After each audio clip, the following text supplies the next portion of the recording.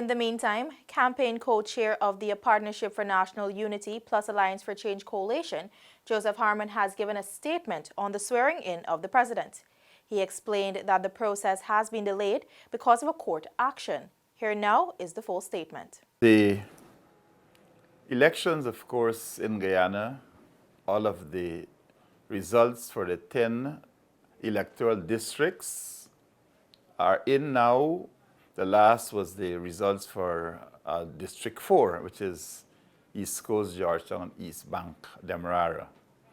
Those numbers, when you add them up, shows clearly that the APNU AFC are well ahead of any of the other political parties that have contested these elections. What that means is that the next step should be for a declaration to be made by the Chief Elections Officer, followed by a meeting of the Guyana Elections Commission and a confirmation of those results by the Commission. Thereafter, the chairman sends a statement to the Chancellor of the Judiciary, who will then act upon that to have the president sworn in. So that is these are the steps that are to be taken. The commission was meeting today. In fact, they should have met today to conclude those processes when it was served with an injunction on behalf of the People's Progressive Party. That injunction, of course, has several defects in the view of our attorneys. However, the chairman of the Elections Commission, herself being a former Justice of Appeal, decided that she will follow what the court says and have agreed that this procedure for the swearing in of the president will be put on hold and that the parties will go to court tomorrow at 10 o'clock, that is to the High Court, where the injunction is sought to be discharged. So that the situation has been put on hold until such time that that matter is discharged, and we expect that that to be done tomorrow.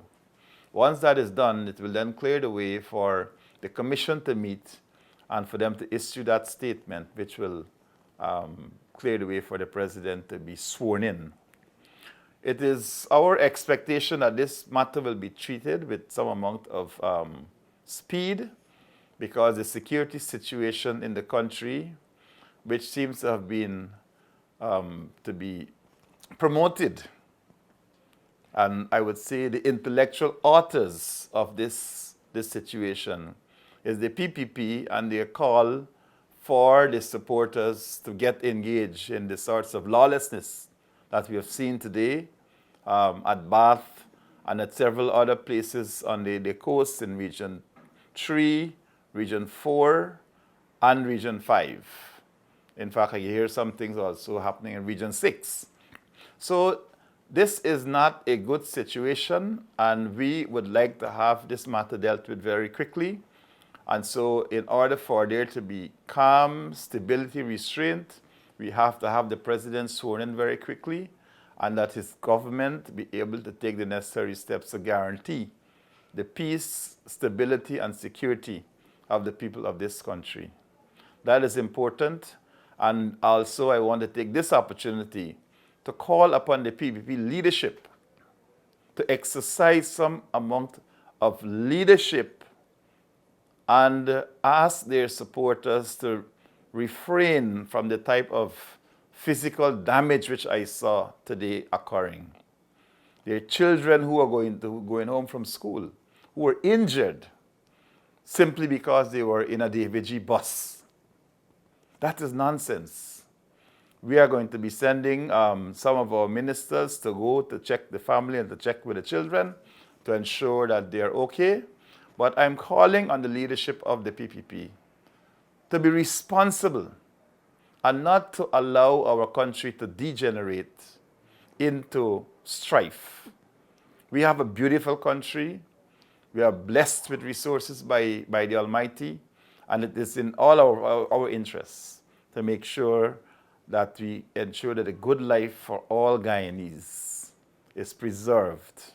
We will work assiduously to ensure that good life and to make sure that progress continues in this country as we move it forward into a decade of development. One other point I just wanted to make is that, again, I want to iterate the President's call for calm and for people to act with restraint.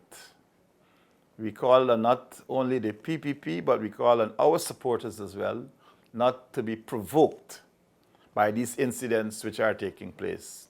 It is part of a grand scheme by the PPP to make this country ungovernable. And we have to make sure that they don't succeed. I am convinced that the Guyanese people are right thinking and that they are conscious about what is at stake at this time, and should not fall prey to this kind of political machinations on the part of Barra Jagdeo and his PPP.